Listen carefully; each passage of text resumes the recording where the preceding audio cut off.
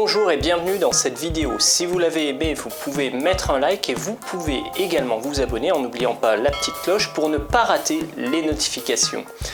Aujourd'hui, je vous propose une vidéo un peu spéciale qui va vous donner un programme que vous pourrez suivre pour vous entraîner pour le DALF C2. Ce programme s'adresse aux personnes qui ne peuvent pas suivre des cours avec un professeur ou qui ne peuvent pas aller à l'école. Il est toujours vrai qu'avec un entraînement proposé par un professeur, soit un professeur particulier, soit dans une classe, vous aurez bien sûr de meilleurs résultats. Mais il y a certains d'entre vous qui ne peuvent pas aller à l'école et qui donc ont besoin de s'organiser et qui cherchent une méthode pour pouvoir travailler pour préparer le DALF C2. Alors cette méthode, attention, elle s'adresse vraiment aux derniers mois de préparation pour le DALF C2. Voilà, si vous savez que vous allez passer votre examen dans le mois qui suit ou éventuellement dans les 2 mois qui suivent, mais pas plus, vous pouvez utiliser cette méthode. Si vous êtes à plus de 2 mois, si vous êtes à 1 an vraiment du passage de l'examen, je ne vous conseille pas cette méthode parce qu'il y a d'autres préparations à faire.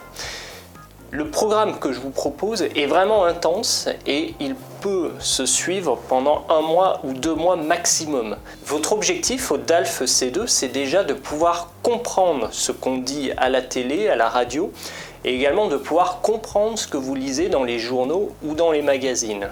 Alors quand je dis comprendre, vous n'avez pas besoin de comprendre 100% de ce qu'on dit, mais vous avez quand même besoin de comprendre le sens global de chaque phrase.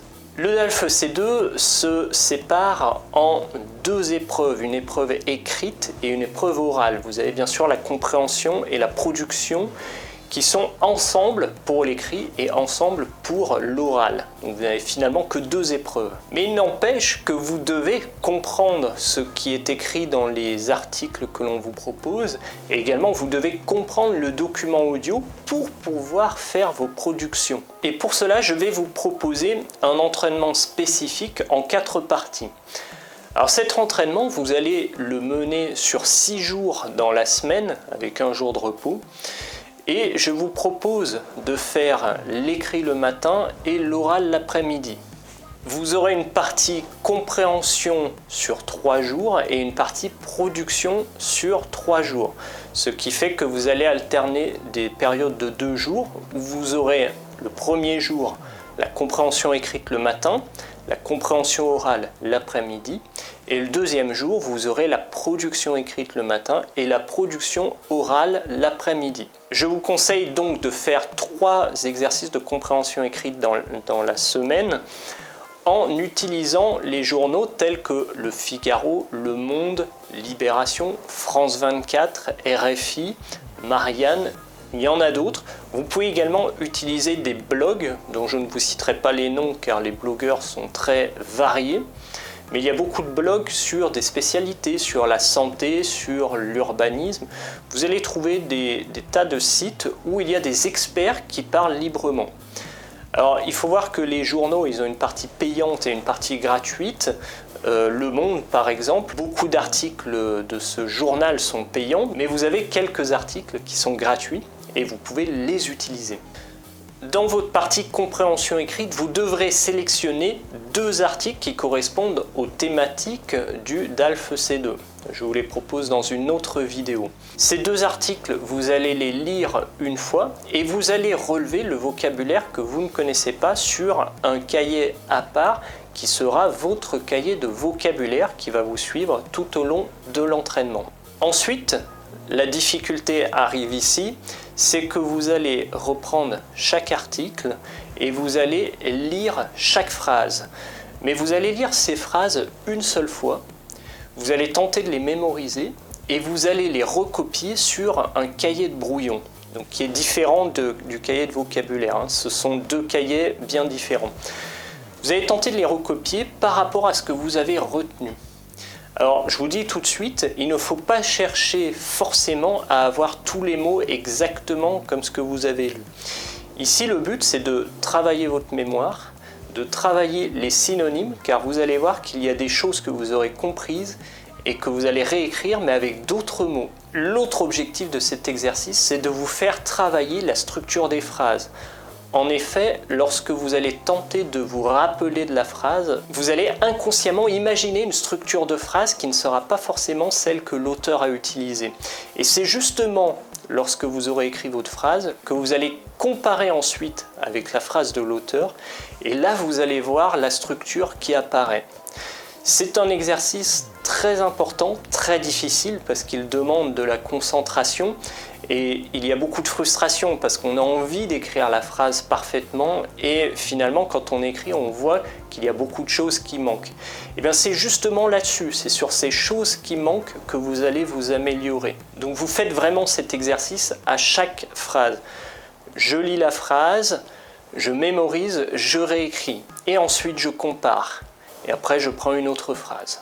Et cet exercice, si vous le pratiquez donc 3 fois par semaine pendant 4 semaines, vous allez voir qu'à la fin de votre entraînement, vous allez être plus capable de faire des phrases avec une bonne structure. Et vous aurez également augmenté votre capacité à lire rapidement et à mémoriser les idées. S'agissant de la compréhension orale que vous ferez l'après-midi du premier jour, pour cela, je vous propose des vidéos qui sont accessibles sur YouTube. Vous pouvez chercher les émissions de C'est dans l'air. Vous avez vraiment des débats qui touchent à l'actualité et qui sont menés par des journalistes qui ont une très bonne élocution et qui parlent très clairement. Vous avez également Tout compte fait qui touche à la consommation. Alors il y a d'autres émissions qui existent, vous les trouverez très certainement, mais celles-ci sont vraiment parfaitement adaptées pour vous préparer pour le DALF C2. Choisissez des vidéos qui correspondent bien sûr toujours au thème du DALF. La santé, la famille, l'éducation, le tourisme. Voilà, vous avez des thématiques qui sont toujours abordées dans ces émissions. Il suffit de les chercher. Pour procéder à notre exercice de compréhension orale, vous devez écouter entre 20 et 30 minutes de vidéo et vous devez prendre des notes au fur et à mesure que vous écoutez. Alors prendre des notes, ça ne veut pas dire noter tout ce qui se dit, mais vous devez écouter par exemple 20 ou 30 secondes de ce qui se dit et noter en quelques mots l'idée générale qui a été développée. Ensuite, dans un deuxième temps, une fois que vous avez terminé vos 20 ou 30 minutes, vous réécoutez une nouvelle fois le document et vous complétez vos notes si nécessaire. Donc vous voyez bien ici que si vous n'êtes pas capable de comprendre 80-90% du document audio, c'est que vous n'êtes pas dans la dernière phase d'apprentissage, vous devez revenir en arrière et vous entraîner plus à l'écoute. Je vous donne une astuce également. Parfois, il y a des transitions qui sont données dans les émissions. Alors, ça peut être soit un petit bout de reportage, ça peut être le changement d'invité. Donc, je vous conseille de marquer ces transitions, soit en séparant vos notes par des traits, ou en écrivant un petit repère, par exemple reportage, et ça vous permet de vous repérer pour la deuxième écoute. Vous voyez que la compréhension orale, elle n'est pas si difficile si vous comprenez déjà ce qui se dit. Le travail le plus important que vous aurez à faire, c'est la prise de notes. Passons maintenant à la production écrite. Donc vous êtes au matin du deuxième jour seulement et vous avez déjà accompli beaucoup de travail. Donc vous devez ici reprendre un article de la veille. Vous prenez le premier que vous avez lu par exemple. Du moment qu'il correspond au thème du DALF, c'est OK, on peut le sélectionner. Avec cet article, il est interdit ici de le relire. Vous devez juste prendre le titre.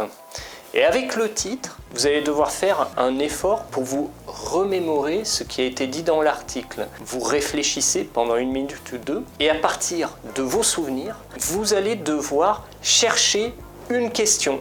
Donc cette question, ce sera vraiment la question de votre production écrite.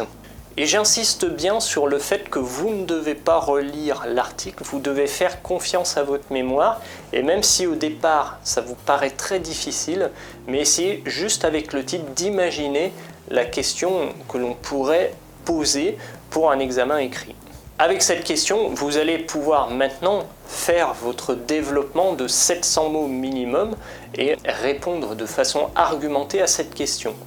Alors sur la forme, vous le savez sans doute, ça peut être un discours, un article, peu importe, ici vous faites un essai argumenté.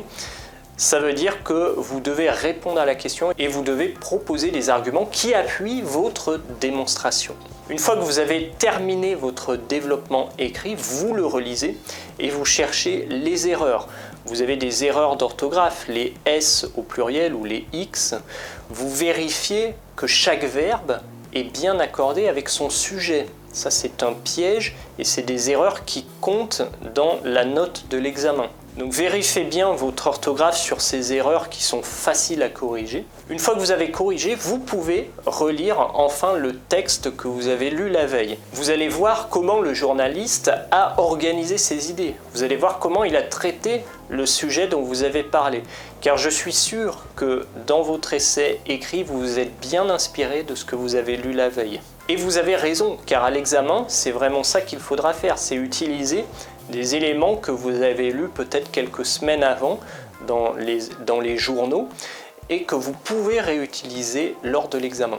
Ensuite, l'étape sans doute la plus difficile, c'est de vérifier chacune de vos phrases.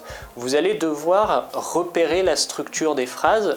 Alors, pour ça, je vous donne deux axes de travail. Premièrement, le verbe.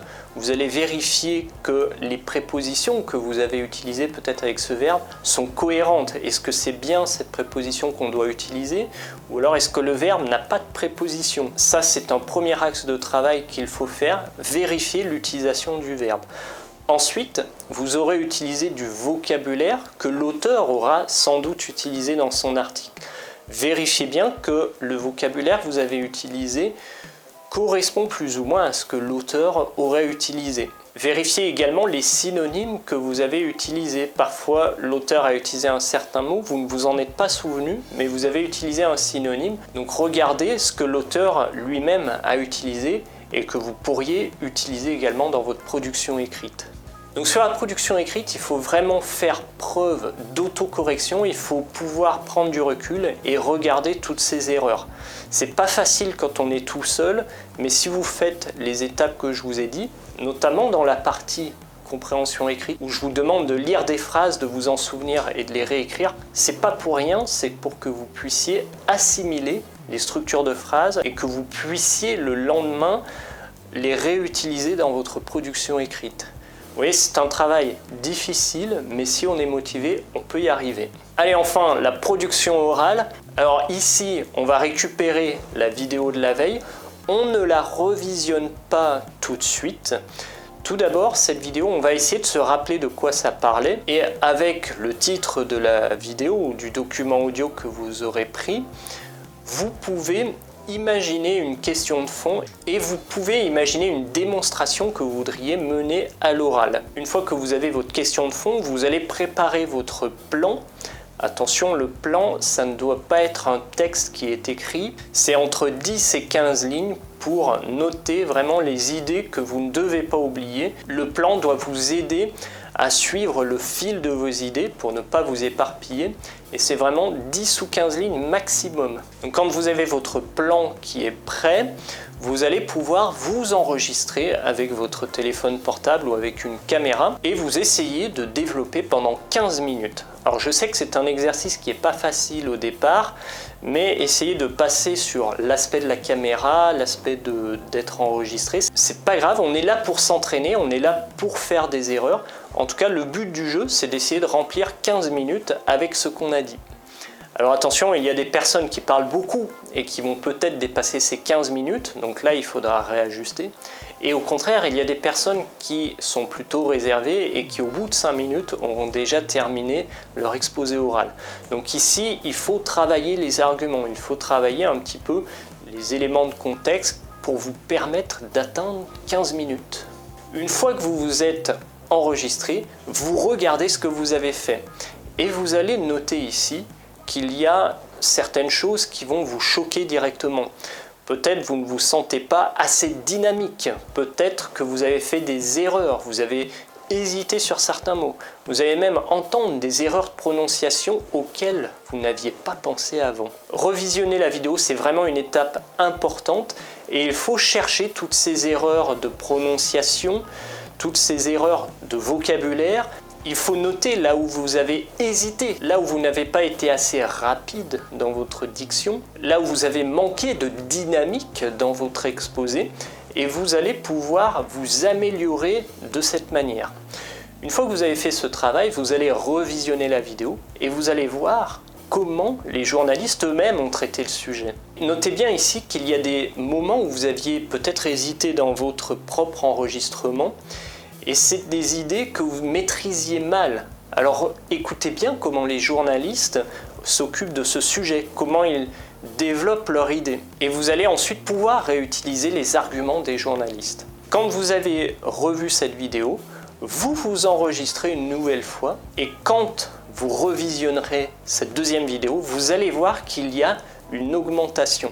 Vous allez voir, vous vous êtes amélioré parce qu'il y a moins d'hésitation, vous maîtrisez mieux le sujet, il y aura peut-être des petites erreurs de prononciation que vous aurez pu corriger, et vous verrez également que votre rythme est un peu plus maîtrisé, plus rapide, et c'est là où vraiment vous voyez vos efforts qui payent. Voilà, dans cette étape, dans ce programme du sprint final pour le DALF C2, c'est très difficile. Vous avez vu qu'il y a 4 étapes. Le premier jour, compréhension écrite, compréhension orale. Le deuxième jour, production écrite, production orale.